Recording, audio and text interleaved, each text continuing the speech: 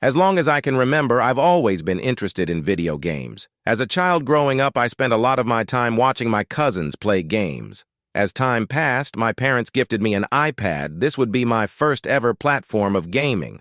I spent hours of my day on the iPad going through many different mobile games.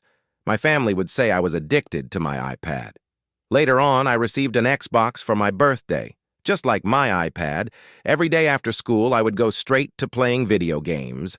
I'd play from 3 p.m. to around 1 a.m. every night on school days, and on weekends I would spend my mornings until night playing even more. In middle school, during the summer break, I would spend days staying home just sitting and playing games for hours nonstop.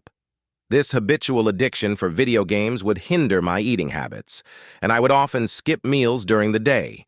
This addiction to video games would also negatively affect my family. Because I played early mornings and late nights, it would disturb their sleep schedules, and I was sometimes scolded for playing too long or being too loud. This addiction to video games would stay with me throughout high school. In high school, I was given a PC to help me in school. In turn, I mostly used this PC to play more video games with my friends. I recall during my junior year of high school, COVID online learning was going on during this time. In online classes, I would play games with my friends, not listening to my classes. This problem really took a toll on my grades and mental health because I was struggling with focusing on school. This was a mistake, as the video games would take hours of my time to study and work on homework, negatively impacting my grades.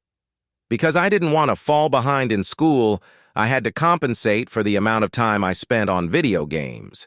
I would stay up most nights doing homework until 4 a.m., losing crucial hours of sleep.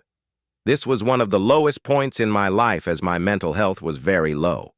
After I graduated high school, I was still playing video games, but I became more regulated with my time, slowly learning to become more responsible.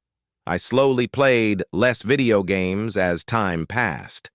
While I was playing, it appeared to me that playing games wasn't really benefiting my current lifestyle, and that I could be using my time more wisely by either studying for school or sleeping early for work.